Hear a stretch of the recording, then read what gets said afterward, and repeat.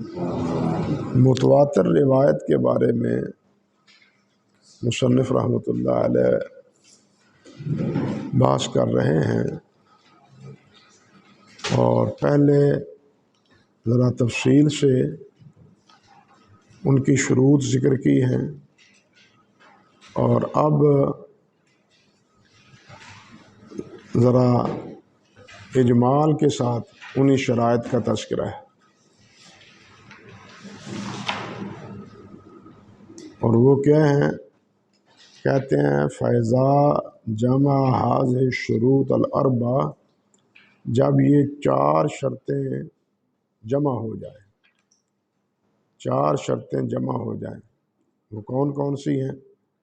پہلی، عدد کثیر، حالت العادت تواتؤہم و توافقہم علی الکذب، کہ جن کا عادتاً محال ہو جمع ہونا اور اکٹھا ہونا جھوٹ پر، یعنی اتنی کثرت ہو، اتنی تعداد میں اس کو بیان کرنے والے ہوں، نقل کرنے والے ہوں، کہ جن کے بارے میں یہ نہیں سمجھا جا سکتا کہ یہ انہوں نے بیٹھ کے کوئی پلاننگ کی ہے، کوئی منصوبہ بنایا ہے، اصول بنایا ہے، اور وہ لوگوں میں پھیلا دیا ہے۔ ہاں جی، یہ کیفیت نہ ہو۔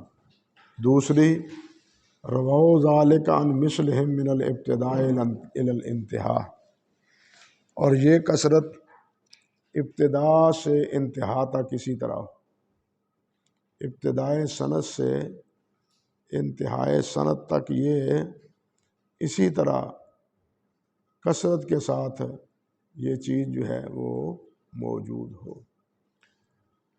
وَكَانَ مُسْتَنَدُ انتہائہم الحصہ، اور اس کی انتہا، یعنی جس کی طرف نسبت ہے اس کی انتہا وہ کیا ہو؟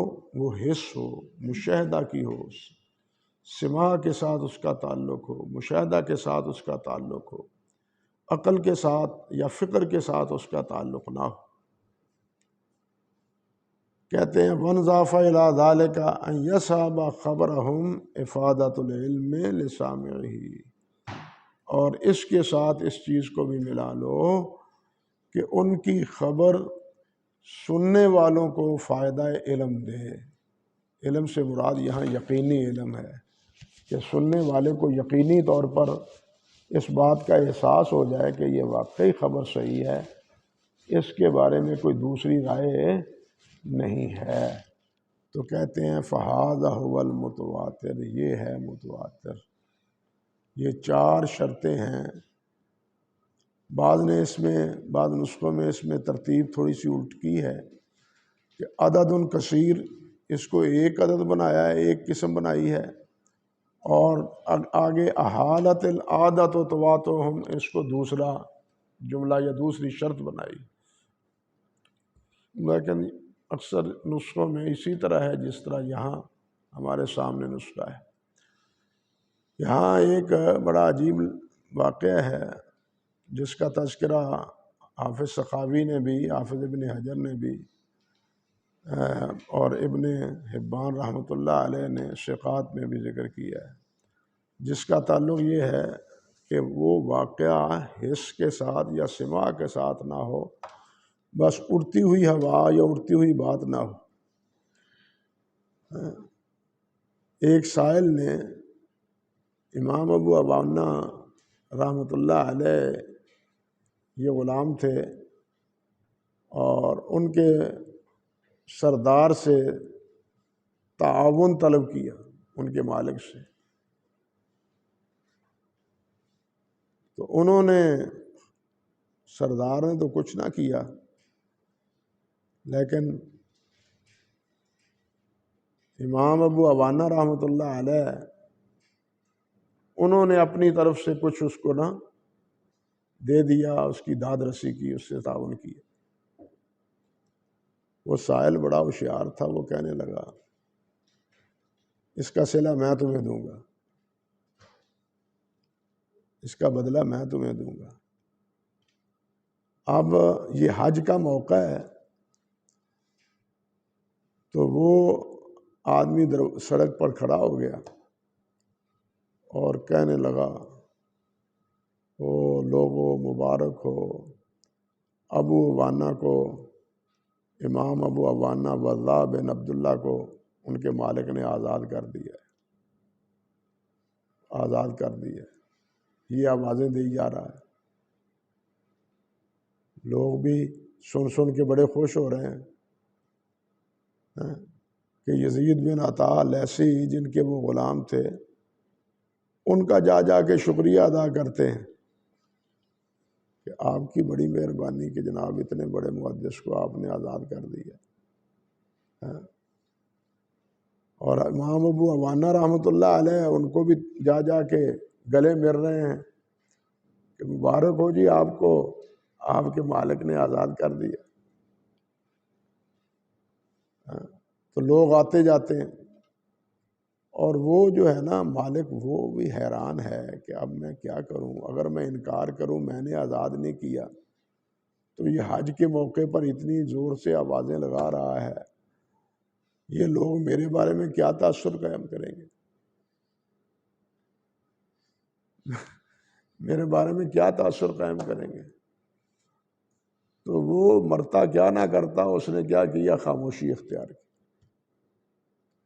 کہ تردید نہ کی، تردید نہ کی۔ تو یہی اس کی طرف سے وہ کہنے لگے کہ جاؤ میں نے ان کو آزاد کر دیا، واقعی میں انہیں ان کو آزاد کر دیا، یعنی آزاد تھے نہیں، مگر اس نے جو طریقہ اختیار کیا اس کی بنیاد پر، یہ یزید بن عطا تھے غالباً ان کے مالک، یزید بن عطا لیثی،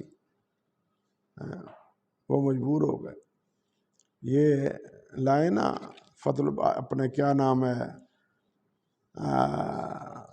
تہذیب و تہذیب 11ویں جلد لے کے آئے، واللہ بن عبداللہ کی۔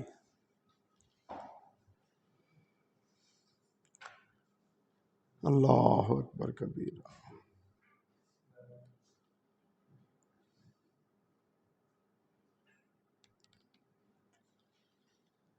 اللہ اکبر کبیرہ۔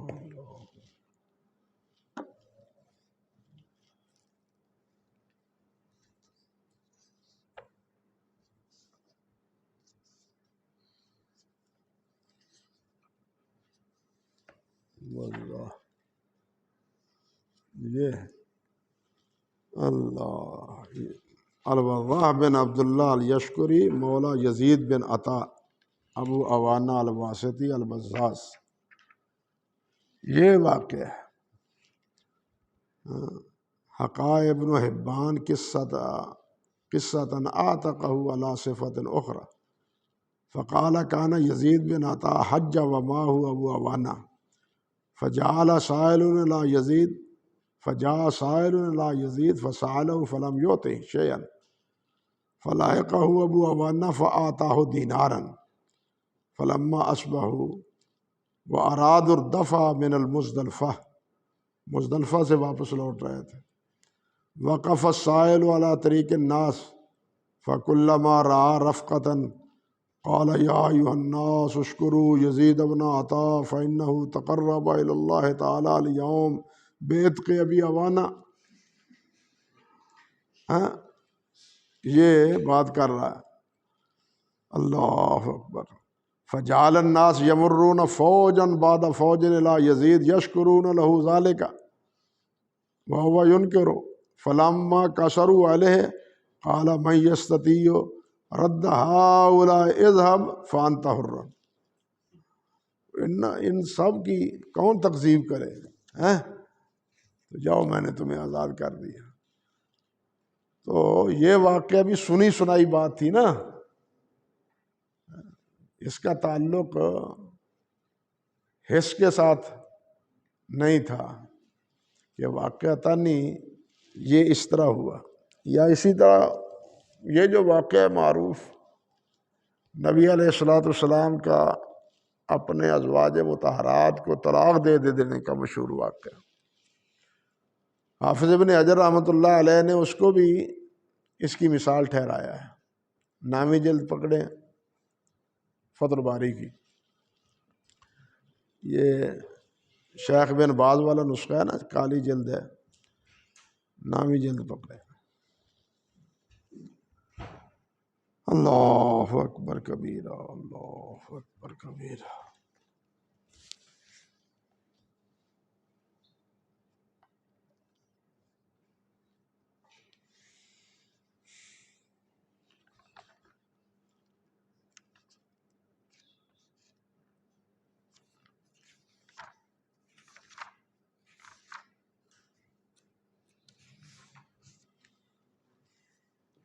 یہ ہے یہاں حافظ رحمۃ اللہ علیہ اس واقعے سے استدلال کرتے ہوئے، بحث کرتے ہوئے، اس کے فوائد جو حاصل ہوتے ہیں اس پر اس کا ذکر کرتے ہوئے کہتے ہیں وَإِنَّ الْأَخْبَارَ الَّتِي تُشَاعُ وَلَوْ قَصُرَ نَاقِلُوهَا إِن لَّمْ يَكُن مَرْجِعُهَا إِلَىٰ أَمْرٍ حِسِّيٍّ مِّن مُشَاهَدَةٍ أَوْ سِمَاعٍ لَا تَسْتَلْزِمُ الصِّدْقَ۔ بہت سے واقعات جو ہے نا وہ مشہور ہو جاتے ہیں، مشہور ہو جاتے ہیں، لیکن وہ سچے نہیں ہوتے۔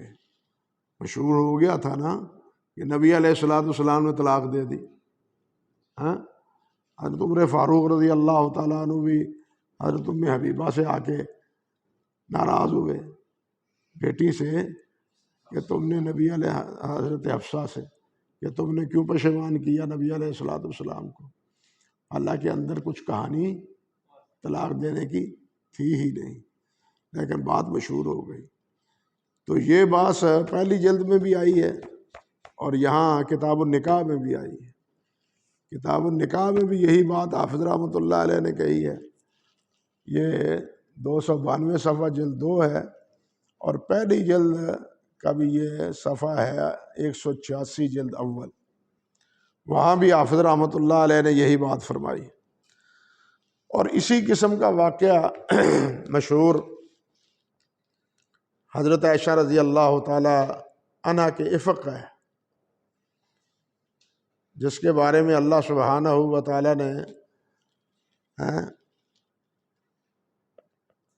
صحابہ کرام رضوان اللہ علیہ مجمعین کو تنبیہ کی، اذ تلقونہ بألسنتکم وتقولون بافواہکم ما لیس لکم بہ علم۔ تم باتیں کر رہے تھے، تمہارے منہ سے باتیں نکل رہی تھیں، لیکن تمہیں علم نہیں تھا، سنی سنائی اور اڑی اڑائی بات پر تم نے بات کا بتنگڑ بنا دیا۔ یہ واقعہ ہے نا، اور یہ ساری سازش یا بدنامی کا باعث وہ عبداللہ بن ابی تھا، والذی تولی کبرہ، اللہ اکبر کبیرہ، کہ جو اس کا والی بنا، اس کا سبب بنا، اللہ تعالیٰ نے فرمایا اس کے لیے جہنم ہے۔ اللہ اکبر کبیرہ۔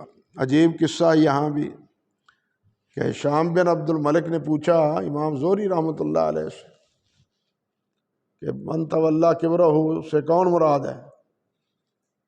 تو امام زہری رحمۃ اللہ علیہ فرمانے لگے کہ اس سے مراد عبداللہ بن ابی ہے۔ ہشام کہنے لگا نہیں، اس سے مراد علی ہے۔ جھوٹ بولتے ہو تم جھوٹ بولتے ہو، اس سے مراد علی ہے۔ اب یہ چیز بتلاتی ہے نا کہ بنو امیہ کی اذہان میں حضرت علی رضی اللہ تعالیٰ عنہ کے بارے میں درست تصورات نہ تھے۔ امام زہری رحمۃ اللہ علیہ غصے میں آ گئے، ایک روایت میں ہے کہ لیٹے ہوئے تھے، اٹھ کے بیٹھ گئے اور فرمانے لگے میں جھوٹ بولتا ہوں؟ لفظ ہیں روایت کے کہ لو نادانی من السماء ان اللہ قد احل الکذب ما کذبت، اگر آسمان سے یہ مجھے آواز آئے کہ آج سے اللہ نے جھوٹ کو حلال قرار دیا ہے، جھوٹ بول سکتے ہو، جھوٹ حرام ہے نا، لیکن اللہ کی طرف سے آواز آ جائے تو میں پھر بھی جھوٹ نہیں بولوں گا۔ یہ ایسی بری عادت ہے کہ اس کا جائز ہو جانا وہ بھی اس کے بولنے پر آمادہ نہیں کرتا۔ یہ جھوٹ ایسی بڑی بیماری ہے۔ تو شام نے پوچھا تھا یہ امام زہری رحمۃ اللہ علیہ سے، تو کہنے کا مقصد یہ تھا کہ تواتر روایت کے لیے یہ شرط ہے کہ اس کا تعلق حس سے ہو، عقل سے نہ ہو، ما سنی سنائی باتوں پر نہ ہو، باقاعدہ وہ مسموع ہو کسی سے۔ کہتے ہیں آگے چلیے، وما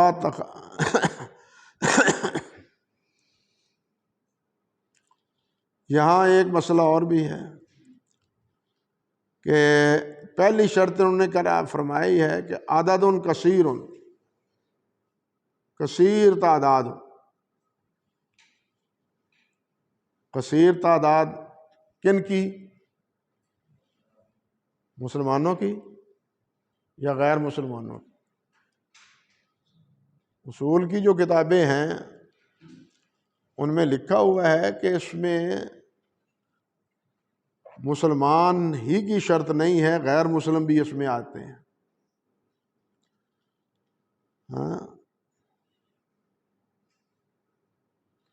وَلَوْ فُسَاقًا وَكُفَّارًا،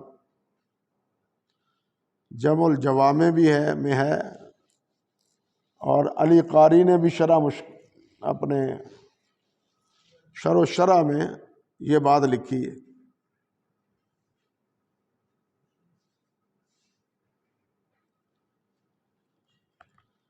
اللہ اکبر کبیرہ، اللہ اکبر کبیرہ۔ لیکن یہاں ایک بات اور ہے، اور اس کا اشارہ خود حافظ ابن حجر رحمۃ اللہ علیہ نے نقل کیا ہے، ذکر کیا ہے، جس طرح کہ ان سے ان کے شاگرد قاسم قطلوب کا رحمۃ اللہ علیہ نے ذکر کیا ہے۔ بعض شروع میں بھی اس کا تذکرہ ہے۔ وہ کہتے ہیں کہ عدد کثیر کا جھوٹ پر اتفاق ہونا یہ ممکن نہ ہو۔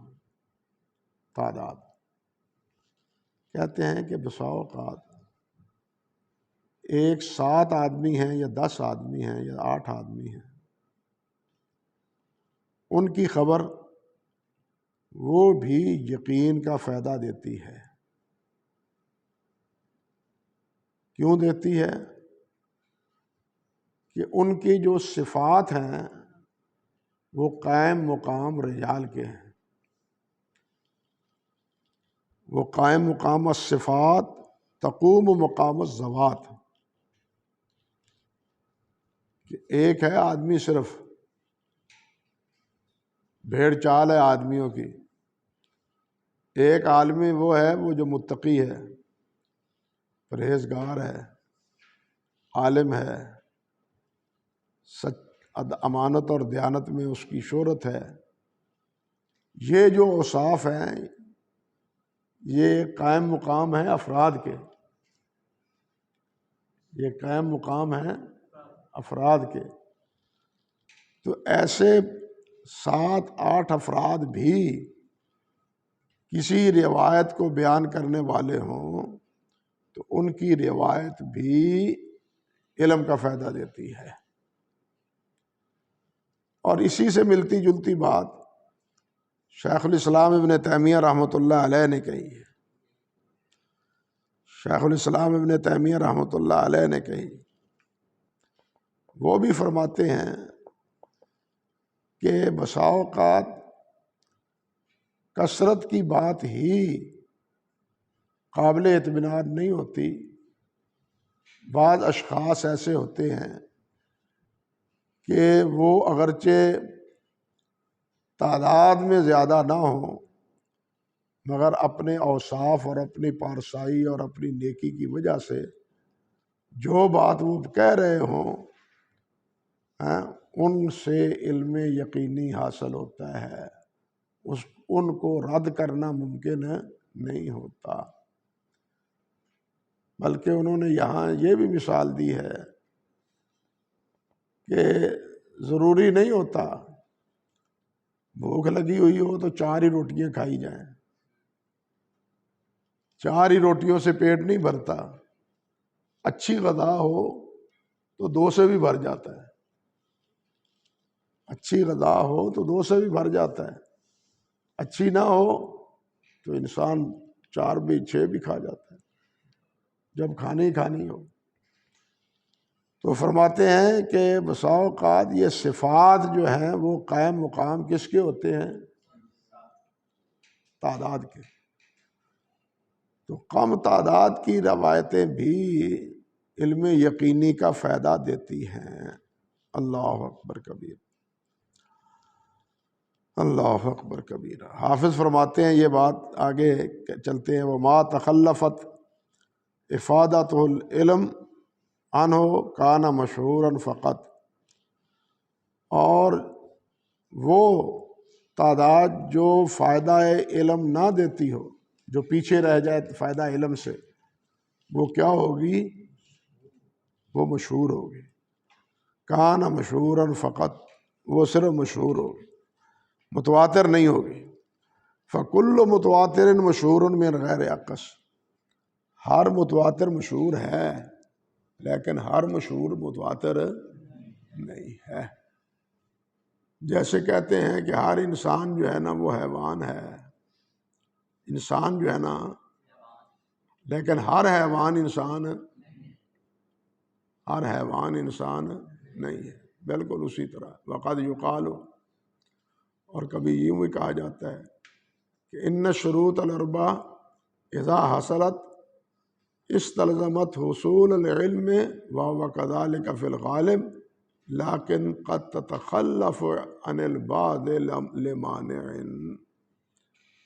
یہ بھی کہا جاتا ہے کہ یہ شروط اربع جو ہم نے پہلے ذکر کی ہیں، جب حاصل ہو جائیں یہ شروط اربع، تعداد کثیر ہو اول سے آخر تک، اور اس کی انتہا وہ حص کے ساتھ تعلق رکھتی ہو، یہ ساری شرائط اس میں پائی بھی جاتی ہوں، لیکن کہتے ہیں استلزمت حصول العلم، اور اس سے علم کا حصول لازم بھی آتا ہو، وَهُوَ كَذَلِكَ فِي الْغَالِبِ، اسی طرح ہوتا ہے اکثر، یعنی جن میں یہ شروط پائی جاتی ہیں ان میں اکثر و بیشتر ایسے ہی ہوتا ہے کہ ان سے علم یقینی حاصل ہوتا ہے، لیکن قد تتخلف عن البعض لمانع، لیکن بعض کے لیے کسی معنی کی بنا پر،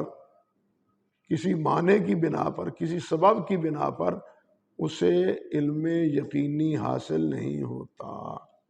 جس طرح کہ سننے والا ذہن ہے ذہن، وہ بیچارہ ان چیزوں کو سمجھتا ہی نہیں، تو وہ ان کے درمیان، یعنی مشہور متواتر کے درمیان فرق اور امتیاز کو جانتا ہی نہیں، تو وہ اس سے علم یقینی حاصل کرنے سے کیا ہوگا؟ خارج ہوگا۔ کہتے ہیں وقد واضح بہذا تعریف المتواتر، اس سے متواتر کی تعریف جو ہے نا واضح ہو جاتی، جو ہم نے یہ تفسیر بیان کی ہے، خلاف و خلاف ہو، اور جو اس کے خلاف ہے، یعنی جو شرطیں ہم نے ذکر کی ہیں ان شرطوں کے خلاف کوئی شرط اگر پائی جاتی ہے، فلا یارد بلا حصر ایضاً، فلا یارد بلا حصر ایضاً، تو وہ وارد نہیں ہوگا بغیر حصر کے شمار کے بھی، جو بغیر حصر کے تعداد زیادہ ہو لیکن کوئی شرط ان میں پائی نہ جاتی ہو تو اس سے علم یقینی حاصل نہیں ہوگا، لیکن ما قد بعض شروط، ہاں لیکن بعض شروط کے ساتھ وہ علم اس سے حاصل ہوگا اگرچہ عدد ان میں نہ بھی ہوں وہ۔ او ما حسرن بما فوق الاثنین، یا یہ کہ وہ راوی وہ اس کی تعداد محصور ہو، لا تعداد نہ ہو، 10 ہو، 8 ہو، 9 ہو، بما فوق الاثنین جو 2 سے زیادہ ہو۔ بلا حصر سے مراد یعنی زیادہ ہوں لیکن کتنے؟ 2 سے زیادہ ہوں۔ اے بثلاثۃ فصاعدا ما لم یجمع شروط المتواتر، جب تک اس میں شروط متواتر نہ پائی جائیں، شروط متواتر باقی نہیں ہیں۔ او بہما، یا بے اثنین فقط، یا وہ 2 حصر پایا جائے کس میں؟ 2 میں، یعنی یا تو 2 سے زیادہ ہوں، 3 ہوں، 4 ہوں، 5 ہوں، یا 2 روایت کرنے والے ہوں۔ او بواحد فقط، یا اس کو ایک ہی روایت کرنے والا ہو، یعنی ایک روایت کی پوزیشن وہ ہے جس کو بلا حصر بیان کیا گیا ہو، وہ ہے متواتر۔ ایک وہ ہے جو 2 سے زیادہ جس کو روایت کرنے والے ہوں، ایک وہ ہے جس کو 2 روایت کرنے والے ہوں، ایک وہ ہے جس کو ایک روایت کرنے والا ہو۔ سمجھے ہو نا؟ یہ کیفیت، یہ تفسیر فرماتے ہیں فالمراد بقولنا ان یرد باثنین، ہمارا یہ کہنا کہ وہ روایت 2 سے مروی ہو، ان لا یرد باقل منہما فین ورد باکثر فی بعض المواضع، مراد کیا ہے کہ یہ 2 سے کم نہ ہو۔ ہم نے جو کہا ہے نا ان یرد باثنین، کہ وہ 2 سے وارد ہو، 2 سے وہ منقول ہو، تو اس کا مطلب یہ ہے کہ 2 سے کم زیادہ بھلے کتنے ہوں۔ فَإِنْ وَرَدَ بِأَكْثَرَ فِي بَعْضِ الْمَوَاضِعِ مِنَ السَّنَدِ الْوَاحِدِ لَا يَضُرُّ، ایک ہی سند میں اگر ایک سے زائد راوی آ جاتے ہیں تو یہ نقصان نہیں ہے، بلکہ یہ تو فائدے والی بات ہے، کیونکہ اصل مقصود تو جو ہے وہ سند ہے۔ اِذِ الْأَقَلُّ فِي هَذَا الْعِلْمِ يَقْضِي عَلَى أَكْثَرَ، کیونکہ اس علم میں جو فیصلہ کیا جاتا ہے وہ کثرت طرق کی وجہ سے کیا جاتا ہے۔ یقضی علی الاکثر، فیصلہ کس سے کیا جاتا ہے؟ اکثر پر، کہ یہ متواتر ہے، یہ مشہور ہے، یہ مستفیض ہے، یہ واحد خبر واحد ہے، یعنی یہ فیصلہ کس سے کیا جاتا ہے؟ سند کی کثرت کی بنیاد پر۔ تو یہاں جو ہم نے باثنین کہا تو اس سے مراد یہ ہے کہ وہ 2 سے کم نہ ہو، یہ نہیں کہ 2 سے اوپر بھی نہ ہو، 2 سے اوپر بھلے جتنے بھی ہوں۔ اللہ اکبر کبیرہ، اللہ اکبر کبیرہ۔ فرماتے ہیں فالاول المتواتر، پہلا جو ہے نا وہ ہے متواتر، جس میں یہ 4 شرطیں پائی گئی جائیں، بلا حصر وہ بیان کی گئی ہو، اور اول تا آخر وہ کثرت اس میں پائی گئی، اور اس کا تعلق کس سے ہو؟ حس سے ہو۔ 4 یہ کہ ان کا جھوٹ پہ جمع ہونا ناممکن، یہ نہ تصور کیا جا سکے کہ یہ اتنی تعداد میں سب جھوٹ پہ جمع ہو گئے۔ یہ 4 شرطیں جہاں پائی جاتی ہیں تو کہتے ہیں یہ متواتر ہے۔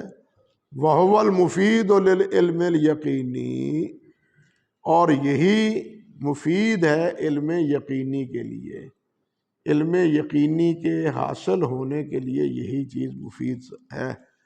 فَأَخْرَجَ النَّظْرِيَّ، اس تعریف نے علم نظری کو نکال دیا۔ ایک ہے علم یقینی، ایک ہے علم نظری۔ علم نظری کیا ہے؟ اس کی تقریر آئے گی، علامہ یاتی تقریر ہو، جس کی وضاحت آئے گی آگے، کہ اس سے علم حاصل ہوتا ہے غور و فکر کے بعد، غور و فکر کے بعد، اس کے رجال کو دیکھنے کے بعد۔ تواتر میں تو رجال کو دیکھنے کی ضرورت ہی نہیں رہتی، تواتر میں رجال کو دیکھنے کی ضرورت ہی نہیں رہتی، اسانید کو ضرورت پیش آتی ہے دیکھنے کی جب وہ تواتر سے کم راویوں سے روایت منقول ہو، جیسے کہ آگے آئے گا بشروط ہی اللہ تی تقدم والیقین، اور یقین کس کو کہتے ہیں؟ هو الاعتقاد الجازم المطابق، وہ چیز ہے کہ جس کا اعتقاد رکھنا لازم ہے اور واقع کے مطابق، کہ یہ چیز لازم ہے اور واقعتاً یہ اسی طرح ہے، حقیقتاً یہ واقعہ اسی طرح ہے۔ علم یقین کہتے ہیں نا، یقین فی العلم کی بھی دو تین قسمیں ہیں۔ ایک قسم تو یہ ہے کہ علم الیقین حاصل ہو، علم یقین حاصل ہو، اللہ اکبر کبیرہ۔ اور علم یقین وہ ہے جو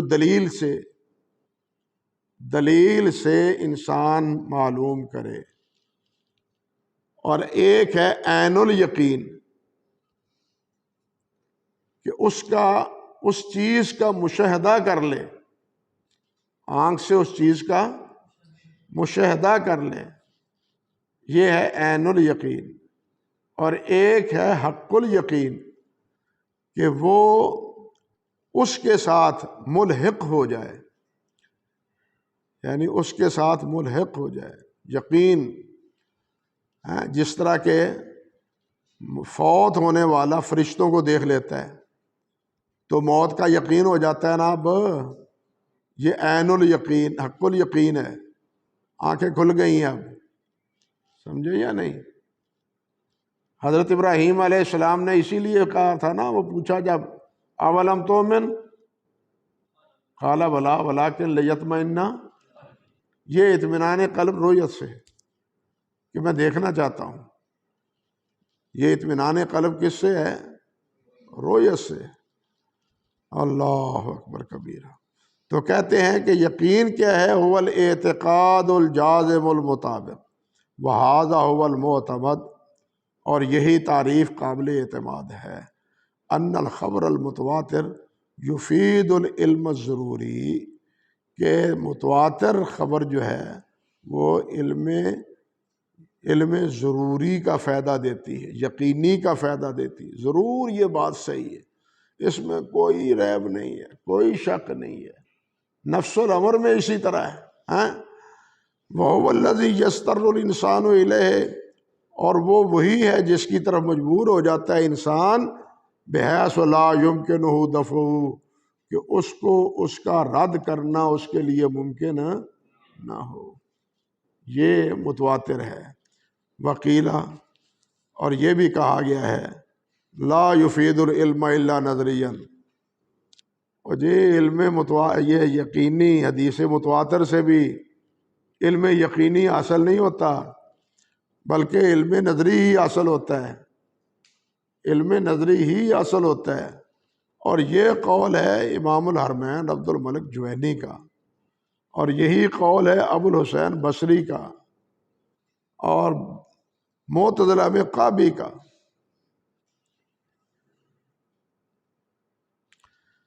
بلکہ علامہ غزالی نے ایک اور تطبیق دی ہے کہ الحاصل بالمتواتر لیس بنظری ولا ضروری بل هو واسطۃ بینہما۔ وہ کہتے ہیں الحاصل بالمتواتر لیس بنظری ولا ضروری، یعنی متواتر سے نہ نظری نہ ضروری، بلکہ بل ہوا واسطۃ بینہما، یہ ان دونوں کے مابین ایک واسطہ ہے۔ بین جس کو کہتے ہیں، یقین کا بھی فائدہ، نظر کا بھی فائدہ۔ اللہ اکبر کبیرہ۔ سوال تو پیدا ہوتا ہے کہ جب متواتر کے بارے میں یہ یقین حاصل ہی نہیں تو پھر اس تواتر پر سر مارنے کا فائدہ کیا؟ بات سمجھے نا؟ اور یہ تواتر کی ساری بات صرف اس لیے ہے کہ خبر احاد جن سے اللہ سبحانہ و تعالیٰ کی صفات ثابت ہوتی ہیں، ان سب کا یہ کہہ کے انکار کر دیا جائے کہ یہ خبر واحد ہے، یہ متواتر نہیں ہے۔ اور اسی سے اصول میں آپ نے یہ پڑھا ہے کہ عقیدے میں متواتر حدیث معتبر ہے، خبر واحد معتبر نہیں۔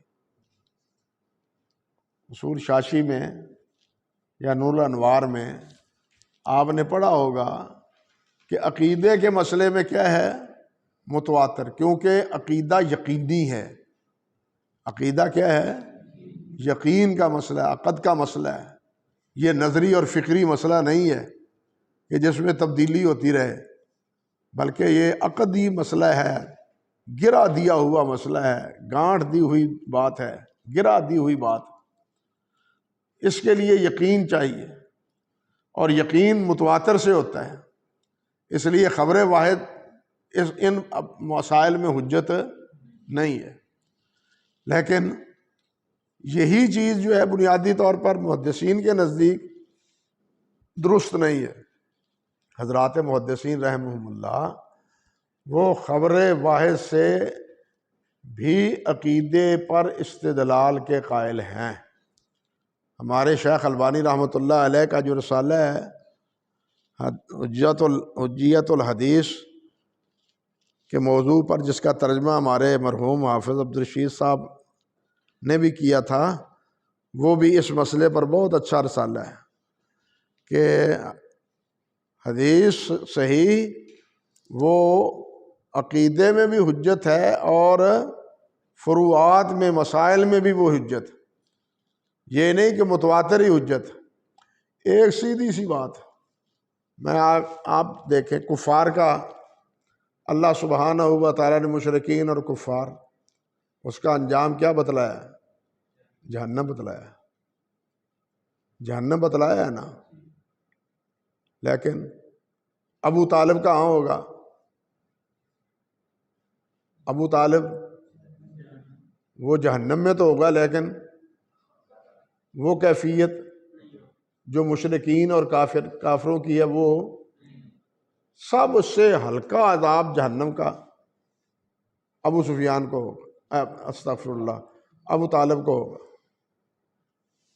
بخاری شریف کی روایت ہے نا، خبر واحد ہے، متواتر تو نہیں ہے، اور سب اس کو مانتے ہیں۔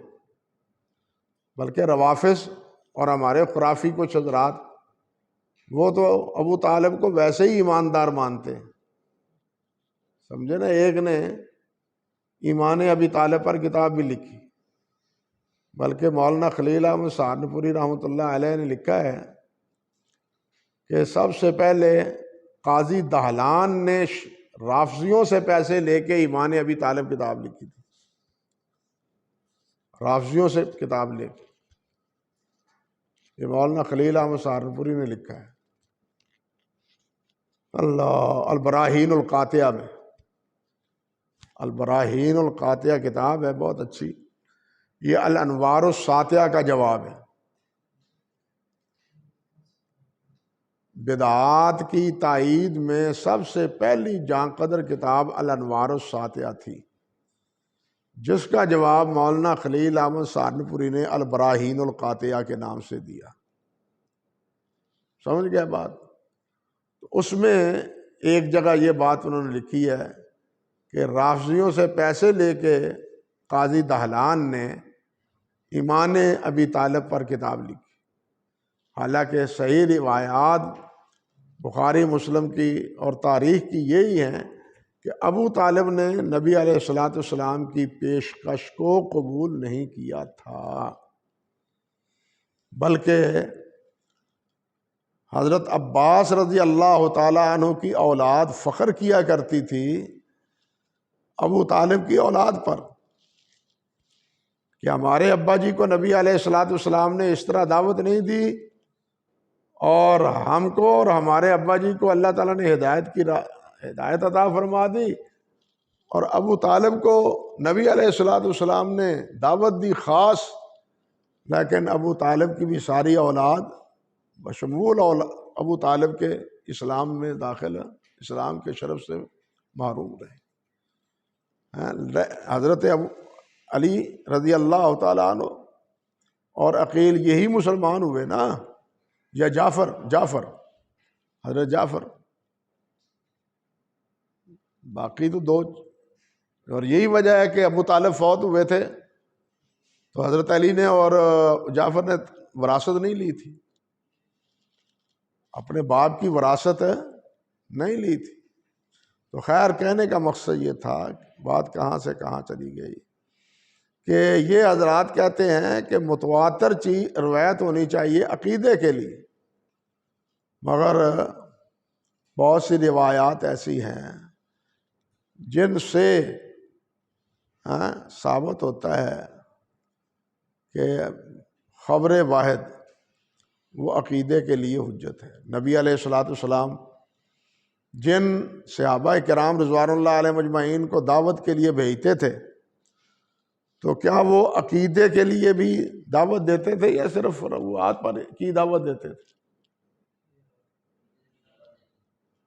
بلکہ پہلے تو آپ یہی فرماتے تھے ان سے جا کے پہلے لا الہ الا اللہ محمد رسول اللہ یہ کہنا، توحید کی دعوت دینا. جب توحید کی دعوت مان لیں پھر ان کو کہنا کہ 5 نمازیں پڑھنی. ہاں جی، نبی علیہ الصلوۃ والسلام یہ بھی. اور اس مسئلے پر سب سے پہلے امام شافعی رحمۃ اللہ علیہ نے الرسالہ میں لکھا ہے.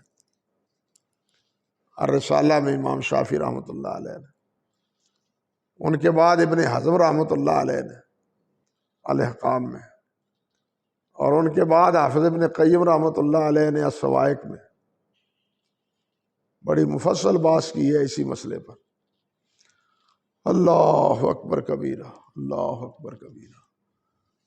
تو کہنے کا مقصد بات یہاں سے چلی تھی کہ یہ بھی کہا گیا ہے کہ متواتر حدیث سے بھی علم یقینی کا فائدہ نہیں ہوتا بلکہ علم نظری کا ہی فائدہ ہوتا ہے. تو بات تو پھر بگڑ گئی کہ علم یقینی کا جب یہ فائدہ نہیں ہے تو پھر علم یعنی یہ متواتر کا علوم الحدیث میں ذکر کرنے کا فائدہ ہی کیا ہے؟ اور سب سے بڑی بات یہ ہے، جیسے آگے بات آئے گی بھی انشاءاللہ، سب سے بڑی بات یہ ہے کہ علوم الحدیث کا سب سے پہلا تعلق جو ہے وہ سند سے ہوتا ہے. سب سے پہلا تعلق کس سے ہوتا ہے؟ سند سے. طریق المتن آپ پہلے پڑھ چکے ہیں نا کہ پہلا مسئلہ طریق المتن کا ہے، پھر دوسرا مسئلہ متن کا ہے. اب جس فن میں طریق المتن زیر بحث ہی نہیں ہے وہ اصول حدیث کا مسئلہ کیسے ہے؟